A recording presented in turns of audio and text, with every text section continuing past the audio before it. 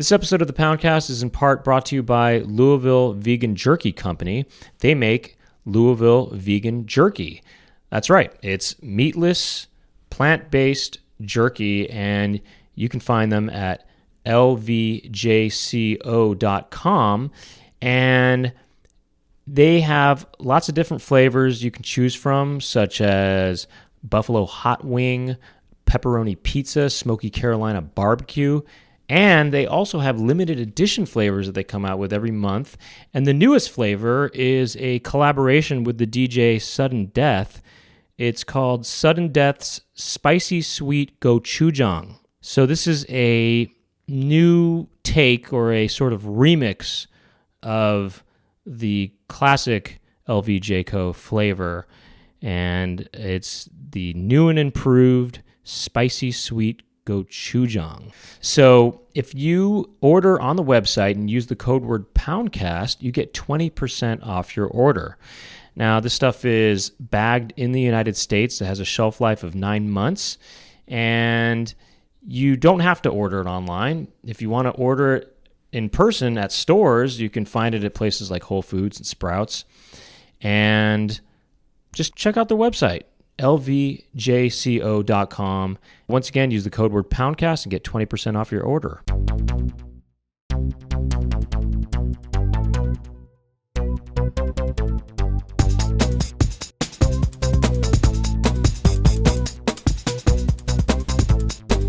Brent talking.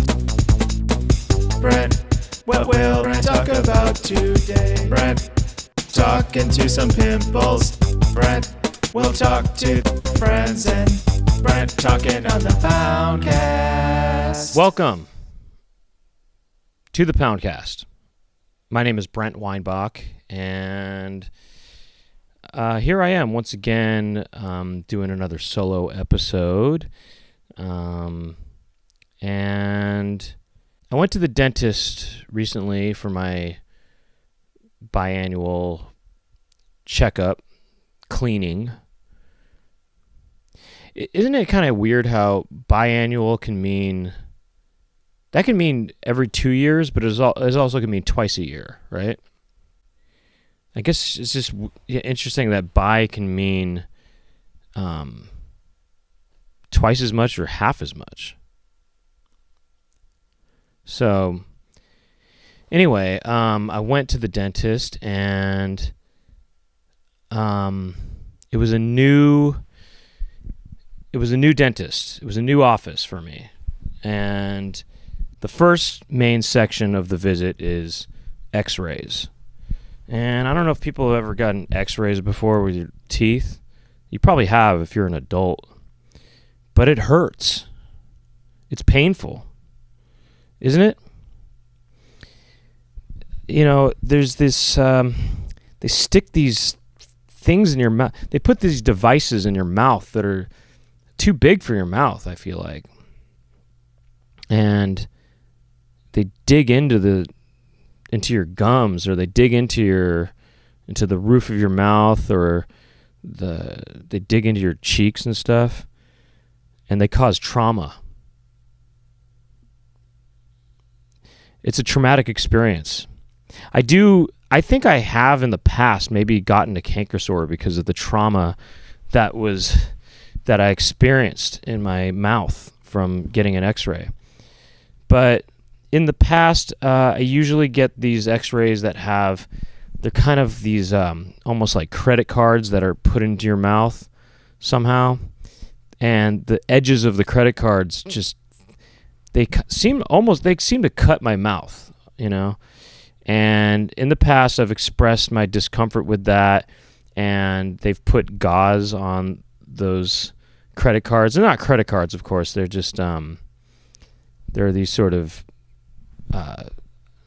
they're flat sort of things with edges, and I think they're supposed to block other things out so that you get a good shot of your tooth, or at least a portion of your teeth, but you're not getting interference with other teeth. It's kind of like a backdrop for your teeth, you know, like if you're getting your photos taken or portrait taken at Sears, you know how they have backdrops, with cool designs, abstract designs, clouds maybe, or kind of jazz paintings in the background. Maybe you've experienced that at Sears. One time I got my picture taken at Sears. I think I, for some reason, was able to get a free portrait. And I was wearing a hooded sweatshirt. I think I maybe mentioned this before already, but I was wearing a hooded sweatshirt, and they had a prop of a football there, and I held the football for this portrait. This is as an adult. I mean, I was probably around 30 years old, and I just looked like a real high schooler, though, with this shot. I kind of puffed out my chest a little bit, like an athletic person would do. And I was holding this football, and I looked really youthful. I looked like a real player of football, and by proxy, a player of maybe women. I looked like a real jock. I don't think I've ever worn a jockstrap before. I'm trying to think. There might have been one. No, I can't think that I've ever worn a jockstrap. Jockstraps are really a sort of provocative kind of undergarment because they hold your penis and balls together in a compact way, and yet your buttocks are fully exposed. There's just straps on that cross your buttocks. It's just an interesting piece of underwear, don't you think? That it holds the penis and balls tight, and yet the buttocks are just free range. I always thought that was an interesting, provocative thing about jock straps. I'm trying to think if I ever wore one. I can't think that I ever did, but I think my dad talked about wearing jock straps before. What do you wear them for? They're for, I guess, genital support, but I guess there's just no interest in, I don't know what you'd call it, gluteal support. So there's these sort of backdrops that are put in your mouth for your teeth so that your teeth can look like jocks. And aside from that, there's this other kind of metallic and plastic thing that gets put in your mouth also, and this happens at all the dentists, all the x-rays, they do this. They tell you to hold it with your teeth. You have to bite down on it. They should make something more cushioned for your mouth. Okay, this is the invention. They need to make an x-ray device or a backdrop for your mouth or for your teeth that has a cushion on it. They should make it cushioned. I can't believe in this day and age that we don't have cushioned teeth x-ray devices. I mean, just make a cushion around the whole thing. It's that easy. So, I was expressing discomfort, and I wasn't able to hold. There was one position that she put it in to get, I guess, a shot of my teeth, and I couldn't keep it in. I said, I told her I can't really do, this is really hard. I can't do it. And she kind of looked at me, kind of frustrated. It seemed, or she seemed maybe somewhat, I don't know. Yeah, maybe annoyed by that. And I said, I'll keep trying. I'll keep trying. I kind of held it in a way that I wasn't biting down all the way. It wasn't fully secure, but it was holding for a little bit. And I said, all right, go ahead, take a shot. And then she took the shot and immediately fell out. I was able to keep it in there for long enough to get the shot. So we got the shot. But, yeah, I also... So things were maybe a little bit weird that for her, maybe, that I was expressing discomfort. The other thing that was a little uncomfortable about the situation was that she kept sniffling her nose, or she kept on sniffling. And I was a little bit uncomfortable about that because I just wondered, is she sick? And I wanted to believe it was allergies or something. And I thought, okay, why would you say anything? Either she's sick and you're just okay, you're going to be exposed to that, and there's nothing you can do about it. You've already been exposed. She's putting things in your mouth. Or you're going to be, or it's allergies, and that's fine. You're not going to get sick. Or she just sniffs a lot. It's almost like a tick or something. And by the way, I sniff a lot. You've probably heard me on the podcast. I sniff a lot. I'm always going like that. I do that a lot. You ever see me do that on video? If you're watching the video, I do this. Sometimes when I sniff, my face goes to one side. My nose and I almost stick out my tongue too a little bit. If you're watching the video, you know what I mean.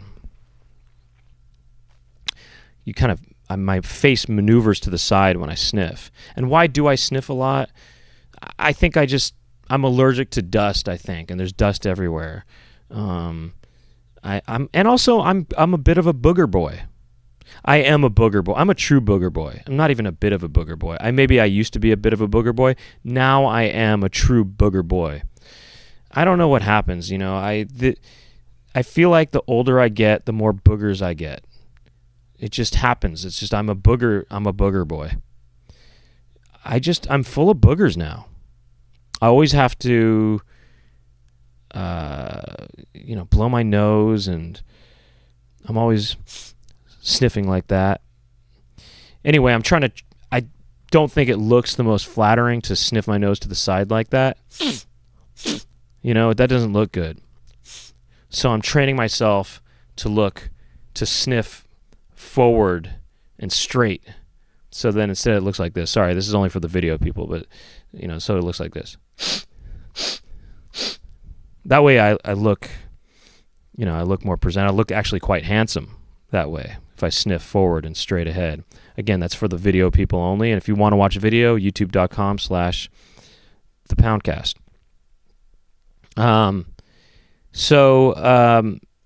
Anyway, yeah, so she could have just been sniffing, just because she does it.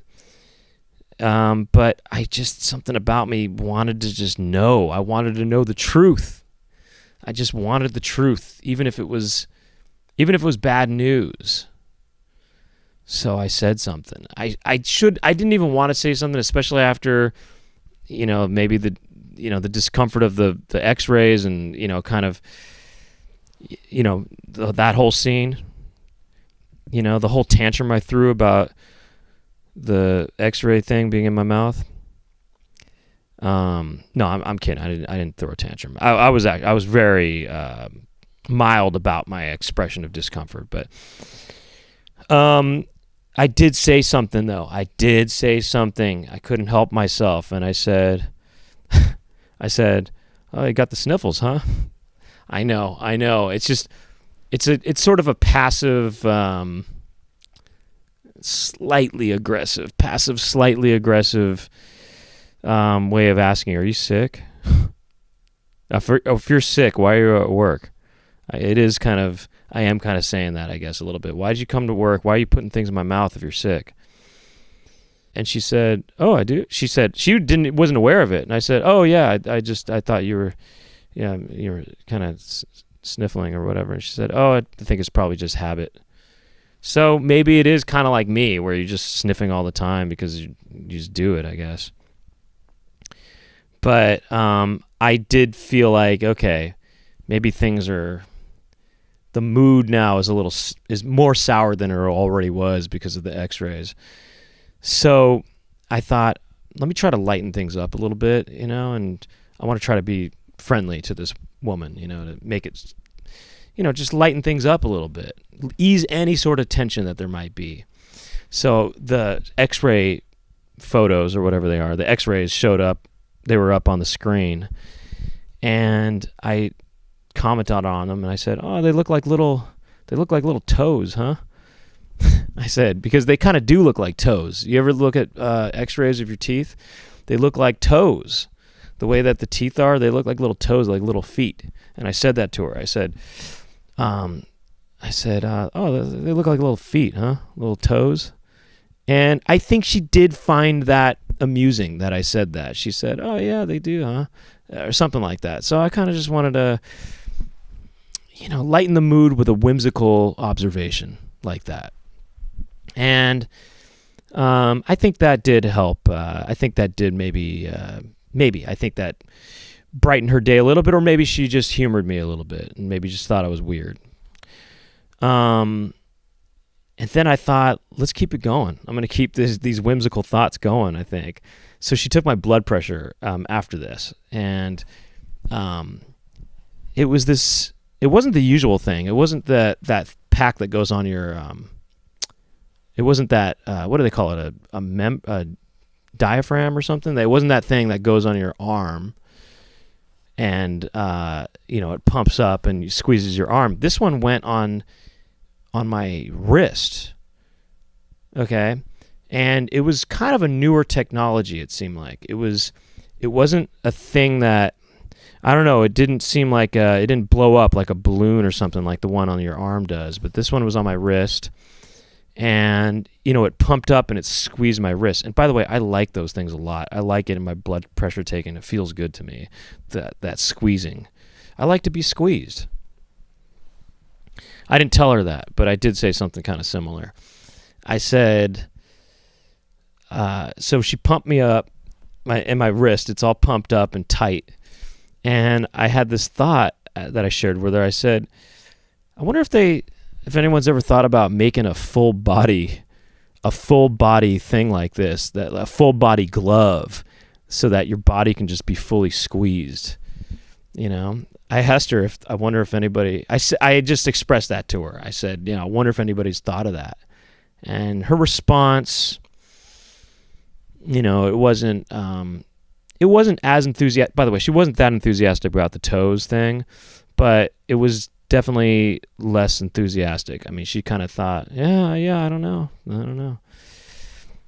So I think she was probably not as into that thought, whimsical thought number 2.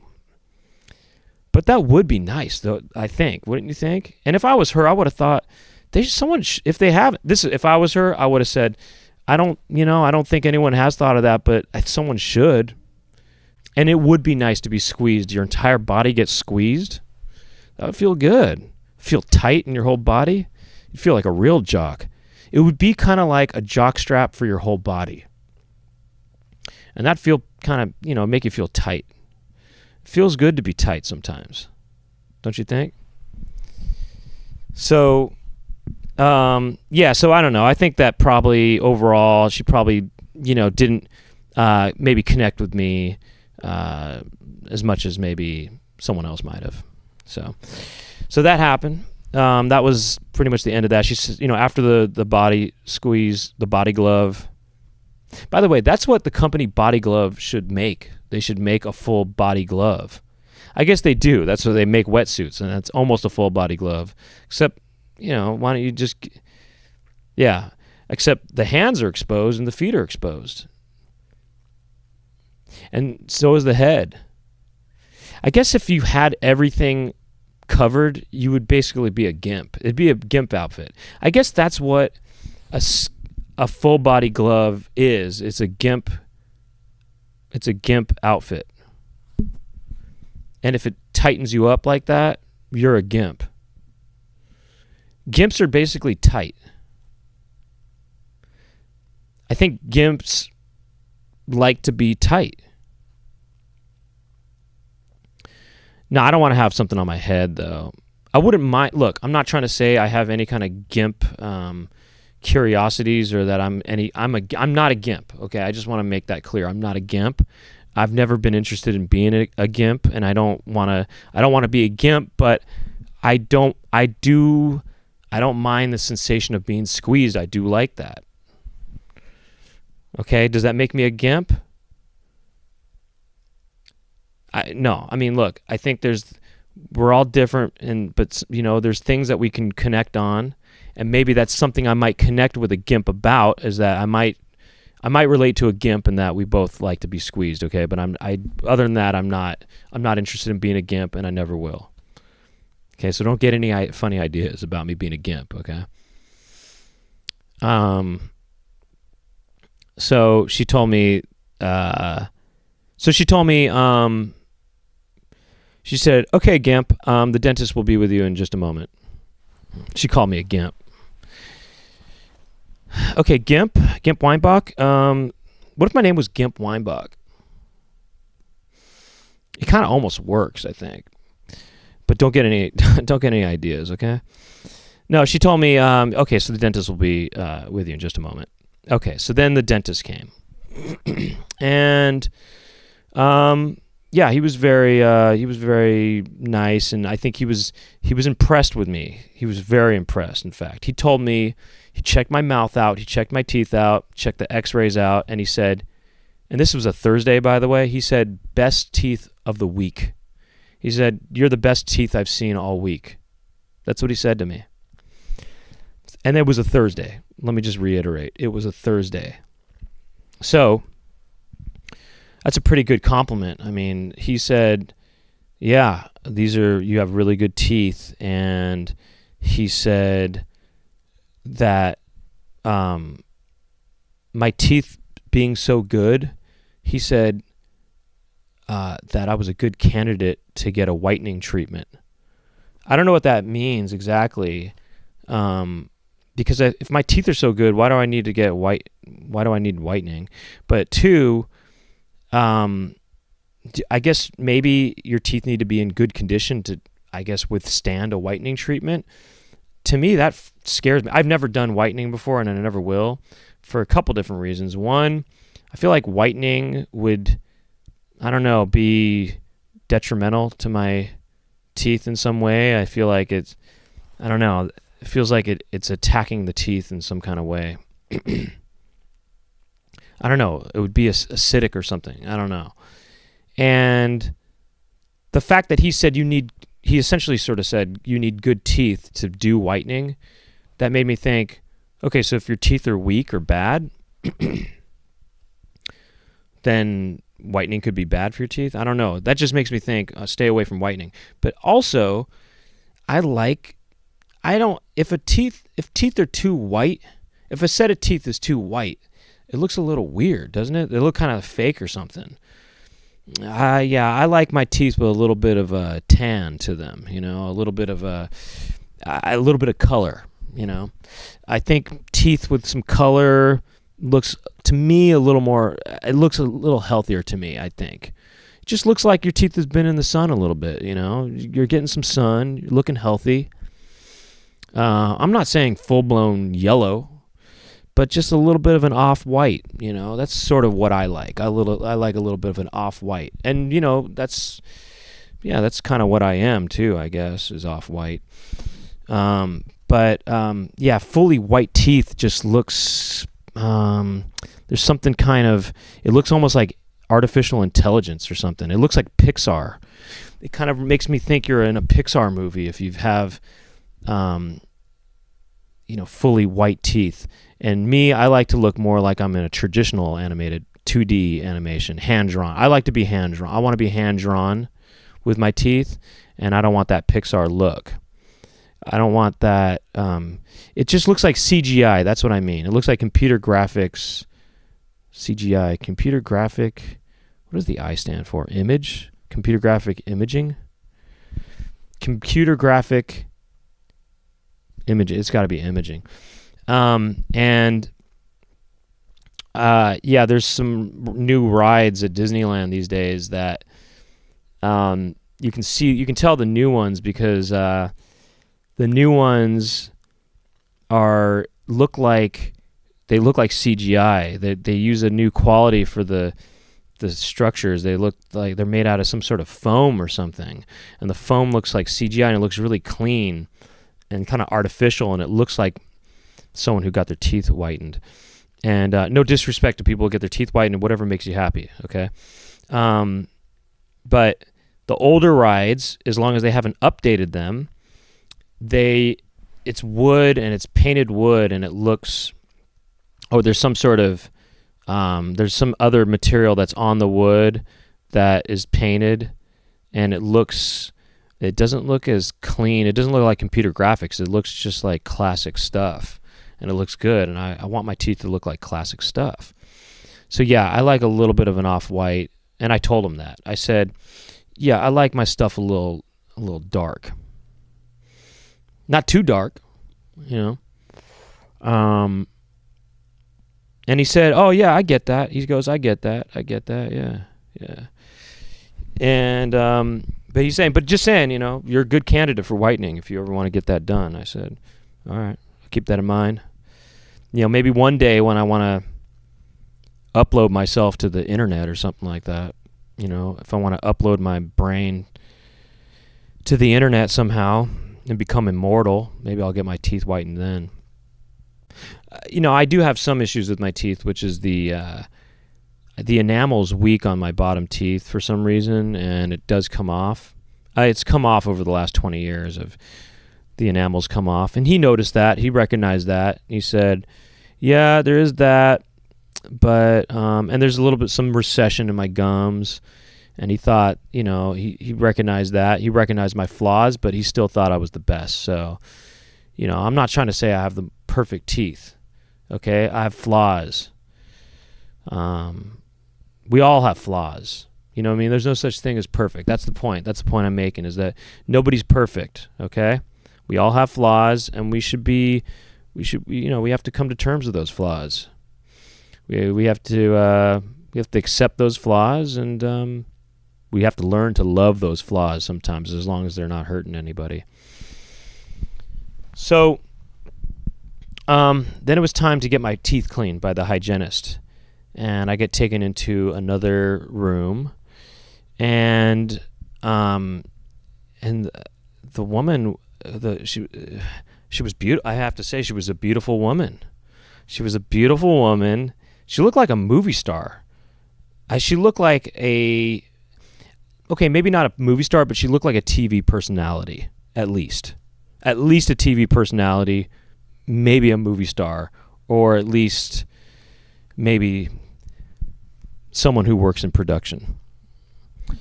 And she looked like a TV star. She looked like a TV personality. Okay, fine. We'll land on that. And she brought me into this other room. By the way, the first room I was in had a really nice view. It was a nice view. It was a scenic view. And then the other room was more of an urban view. It was the city side. It was kind of the countryside and then the urban side. And that was kind of interesting because it kind of changed the setting a little bit, you know. In the first room with the dentist and the x-ray person, you know, it's more serene, I guess. And then the cleaning room was a bustling sort of energy, you know. It was everybody's working, they're grinding, you know. And that's appropriate, I guess. Everyone's working the grind. And it's kind of appropriate because, you know, maybe I do sometimes grind my teeth. I don't know. You know, when people clean your teeth or even work on your teeth in any kind of way, I don't know if everybody does this, but I do this. I'll admit it. I look at people's faces. I look in their eyes, in fact. When they're working on me, I'm in the chair and I'm laying down. I'm in the chair. I'm looking up at them. And I know that they're looking at my teeth and they're focused on my teeth. I'm looking at them. You ever do that? I don't do it all the time, the whole time I'm there, but I'll spend a little bit of time looking at them and kind of, I don't know, studying the features of their face. And I mean, it's mostly covered. They have masks on and stuff usually, but also their eyes have these lenses on them that kind of magnify their eyes, and so I'll look at their eyes. I'll look deep into their eyes, and they have no idea. But I've wondered, though, other people must do this, right? And I've wondered, has any hygienist or dentist have they ever been looking at someone's teeth and then they glance over to just slightly to notice that the person's staring right at them? And has that ever kind of freaked them out at all? And I wonder if anybody's ever noticed me looking at them. I don't think so, because I'll look at them, and if they look over, I can quickly move my eye. I mean, if they look over, so I'm looking at, okay, sorry, this is again for the video people, but if I'm looking at the screen here, I'm looking at you right now. All right, you're working on my teeth. You're staring straight at my mouth right now. And then you look over at me, and I just, look, it's that easy. I just move my eyes. You can move your eyes really quickly, so I don't know. I don't know. It'd be funny though if someone thought they're looking at my teeth, they look at me, and then I look away and they think, was he just staring at me? But they must know that comes with the job, that people are going to look at them a little bit, right? I don't know. No disrespect, all right? I'm not trying to disrespect you by staring at you. I'm just laying there. I'm just looking at stuff. I just think, oh, let's just see what this person's features look like. Let me just stare into this person's eyes, see what I can gauge from that, see what kind of character they are. I want to see what rocks them to their core, and you can only do that by staring deeply into someone's eyes, What moves them to their core, especially in the big city. In this cosmopolitan environment that we're in now all of a sudden. She was a beautiful woman. I mean, how could I not stare into her eyes? No, I didn't do it too much. I took some looks at it, whatever, And so then there was this one moment where I just want to hold on. I want to just justify a little bit looking at the person's face. And by the way, I do this with anybody. They don't have to be beautiful, but everybody's beautiful. So, whatever. I mean, everyone's a beautiful woman. So it's, whatever. But I mean, at one point, what are you supposed to do? Just look at the light that's above you? I mean, what are you supposed to look at? The ceiling and just count how many holes are in the ceiling or something? I mean, what are you supposed to do? Where are you supposed to look? I mean, there's nowhere else to look. I got to look at the person's face. Faces are interesting. Do you not agree that faces are interesting? I mean, look, this for the video people, you're looking at my face. If you get to look at my face, why don't I get to look at your face? Faces are interesting. I've stared at faces before. I think faces are interesting, okay? I know that you don't really get to know somebody from just their face, but you kind of do to some degree, because the way a face looks, it does affect the way people react to it. And I mean, it does affect your interactions in some way. It does. It's true. It really does. The way you look, your face, people respond to your face in a certain way. You know how people say people have a kind face? Or sometimes people say, oh, that person doesn't look very friendly. I've gotten that before. I used to walk around kind of mad dogging, because sometimes if the sun is in my eyes and I'm walking around, I might be going like this or something like that. And then I kind of might be walking around if the sun is in my face. Sorry again to the people listening, but I might kind of fur my brow a bit. I used to fur my brow a lot when I was younger. I've tried to not do that as much so that I do look more friendly, but I used to fur my brow. And when the sun is in my face, I kind of look a little bit like this. I'm kind of bulldogging my mouth a little bit. And, people maybe thought that didn't look too friendly. But, yeah, the way that people react to you, it kind of has an effect on how you kind of end up being, because of the way the world reacts to you, it affects the way you act. And so the way that maybe your face looks, it's a chain reaction. And so you can maybe kind of know a little bit about somebody because of their face or something. And there's other things that can tell you about their face. If you see maybe wrinkles in their eyes, on the corners of their eyes, or around you maybe see some lines around their their mouth, it makes you think, oh, this person probably laughs a lot. This is a happy person. This person is joyful. And if you see no wrinkles at all, then you think maybe this person is tight, like a gimp. Maybe they've got maybe they're just naturally gimps. So anyway, all right, I'm looking at the face sometimes, her eyes mainly. I mean, that's the only thing you can really see. And at one point, her finger was, she's digging into my mouth as one would do when they're cleaning it.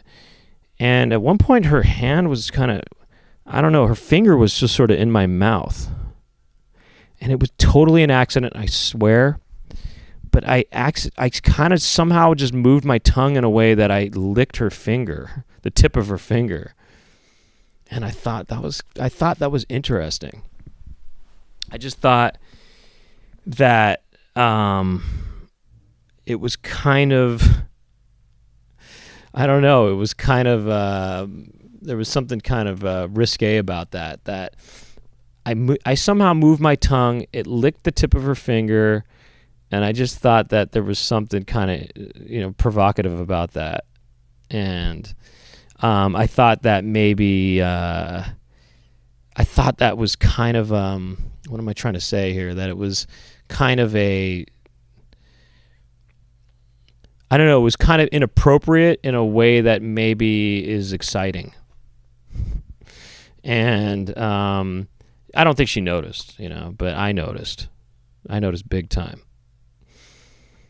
And then, I mean, no, I know this whole experience sounds really kind of outrageous. I know it does. But look, just I'm exaggerating it a little bit, okay? I'm not really exaggerating it. I mean, maybe I am a little bit. I don't know. You had to have been there, okay? And if you were there, you would have thought nothing of it. The last thing that happened that was, I don't know, that just the one last follow-up is she said, my teeth were easy to clean because that, she said, it seems like you're doing a good job at home with your teeth. You're doing a good job cleaning your teeth at home. And she said that, she said these words. She said, I love clients like you. Or patients. That's what she said. I love patients like you. And she used the word love. And I just thought, well, considering the finger lick and the staring deep into the eyes, I thought, it's an interesting way to word things, So that was my experience at the dentist.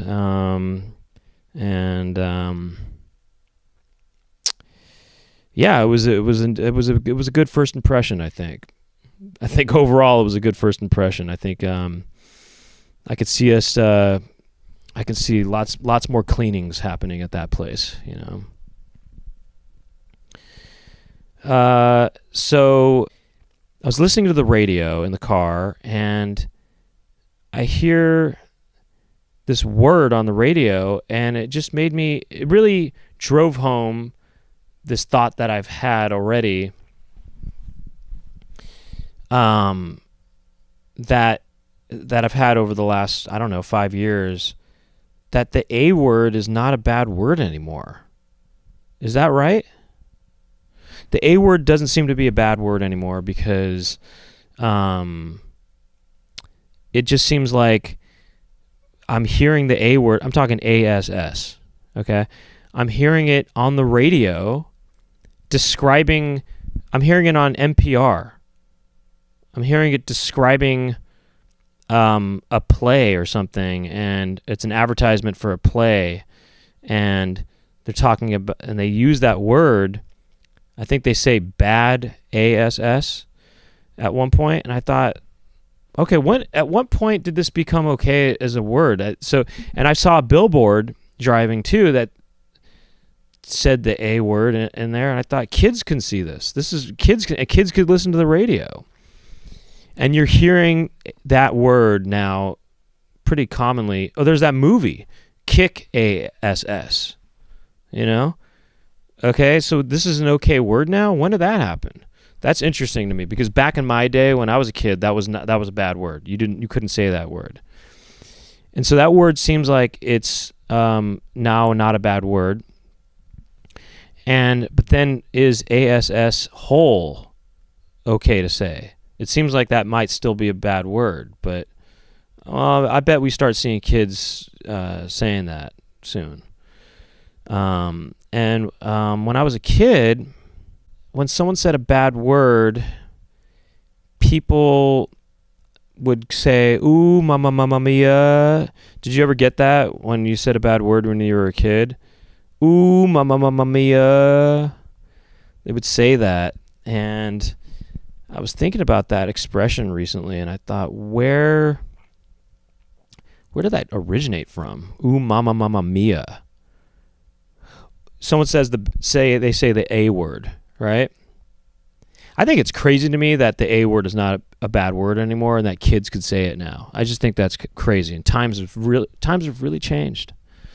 Times have really changed where the A word's not a bad word anymore. But yeah, if you said the A word back, when I was younger, the kids would go, "Ooh, mamma mia." Was that just a Los Angeles thing or what?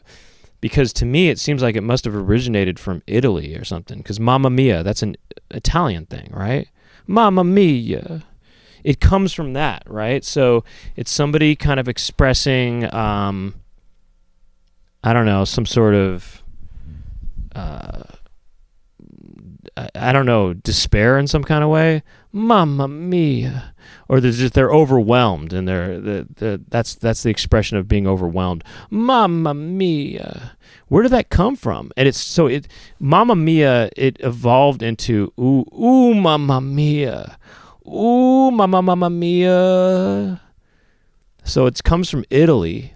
How did it make its way from Italy to whatever, to the United States or Los Angeles? I mean, it must have come from via New York, I think. It was probably New York, Italian Americans. They were they learned it from their parents or whatever. And they're kind of going, "Oh, Mamma Mia." I don't know. It became an Italian thing. It's an Italian, I don't know, somehow it made its way, But where did it start in Italy? Did it start during the Renaissance? When did the first person say Mamma Mia? And how and why? What was the context, And did it relate to somebody's mother?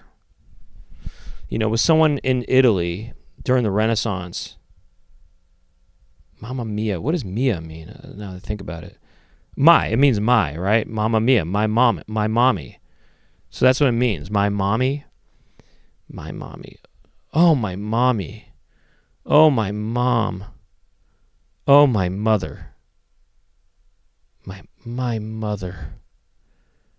My mother. Where did that start? My mother. Oh, my mother. Mother. It kind of almost sounds like mother. When somebody's kind of saying the clean version of mother, Fucker. Mother. It's kind of like that a little bit, isn't it? Maybe that came from Mamma Mia, though. You know what I mean? Oh, mother. Oh, my mother. I think it must have been the first time that someone discovered that their mom was not the mother they thought that she was. They must have just caught their mother doing something kind of naughty during the Renaissance. Maybe she was going poo or something, and he didn't know about that. He just thought his mom never went poo or something. Or maybe it was just he caught his mom just, being human. I think maybe when you're younger, your mom is just sort of seems like a mythical creature or something, and then you see that, she's a human too. She has flaws. We all have flaws, and that first time you notice your mom having flaws, and then it's a shock, and you're kind of overwhelmed by it, and you say to yourself, "Oh, my mother." And so then you kind of you come to terms with it. You kind of accept that. Oh, we all have flaws. We're all human. And that's sort of the theme of today's episode, I guess. And so I guess that's what it was, is that it was sort of recognizing that your mom is only human. And I guess that you kind of realize that about your dad too, is that he's not Superman. He's a man. He is a man also, and he does the best he can. And your mom does the best she can. So that's what it comes from. And I guess, you maybe where do you learn bad words from? You learn them from your parents, probably. And so that's how it's all connected, I guess. It's you learned it from your parents. You learned a bad word from your parents. I don't know, maybe you didn't. I learned some bad words from my cousin, to be honest. I learned some Filipino bad words from my cousin too. Yeah, and my grandma. I guess you learn bad words from everywhere. You learn it from TV also. Okay, so no, that I disprove that theory. But I guess Mamma Mia stems from originally just the realization that we are all human and we all make mistakes, and that we have to be okay with that, and we learn from those mistakes, and we grow as people. Okay. Yeah, I haven't been to Italy in a long time, but it was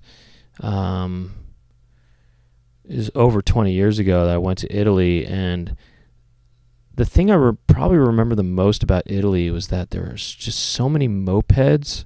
There's mopeds everywhere. They're just lined up. They're lined up like dominoes. And no, not that I tilted any of them over, but if I did, dominoes. And tight jeans. I remember tight jeans were big in Italy when I was there. The tightest jeans I've ever seen. I mean, they look like full body gloves, but just for the lower half. And they were tight, It was almost like every Italian was almost kind of from the bottom down. They were just gimp. They were gimped out with their tight pants. I think every Italian back then during those days, lower half they were all gimps. They were gimps they were almost kind of like half gimp, half man. Kind of like a fawn, A fawn it's a fawn, right? Or a pan? Is that a pan? Or pan is a fawn, I guess, right? A half kind of goat, half man kind of guy with a pan flute. What is his name? Pan? It's a pan or it's a fawn. And it's kind of like that. I think Italians are sort of a half gimp, half man during that era. I don't go to extremes like people. People go to extremes. When baggy's in, they go really baggy. And when tight's in, they go really tight. And then there's that weird mix of tight and baggy where they're tight pants, but the butt part is sagging. And it's a weird mega mix of extremes. But I don't go to extremes, though. I'm a mild-mannered person. I'm not extreme. And sometimes it takes a mild-mannered person to sort of be reasonable about stuff, I'm going to wrap the episode up, and we're going to listen to a message in the after show, not the after show, in the unzipped portion of this episode. What does unzipped mean? Unzipped is the extended version of the episode where you get a bonus half hour, and I'm going to listen to a message there, and I'll tease you a little bit and tell you about how I want a vagina. Okay, we'll see what that means. What do I mean by that? Meaning I'll talk about me wanting to have a vagina of my own. Okay. And if you want to hear more about that, patreon.com/Poundcast is how you get to it. And you can go, there's others, you can get the extended episodes there. You get the episodes a couple days early. You get them on Wednesday instead of Friday.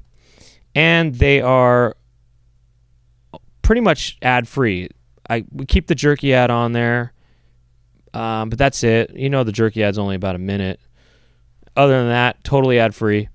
So patreon.com/Poundcast. And there's other little tidbits and things that sometimes get posted on there. So, check that out. If you want to watch the show, I mentioned this already, you can check out youtube.com/ThePoundcast. And also, if you want to, you can go to Instagram @ThePoundcast if you want to check out some clips. There's some clips also on the YouTube channel as well. But there's some clips there. And yeah, that's pretty much, I think, it. Thank you to Aaron Bruntgart behind the boards. Thank you to Jack Birch as well for helping out with the episodes. And I think that's about it. I'm trying to think if there's anything else to mention before I go into the Unzipped, but I think that might do it. I think you have a couple guests coming up for the next couple episodes, and I think that'll do it. So thanks for listening to the Poundcast. Again, my name is Brent Weinbach, and we'll see you next week. Bye-bye.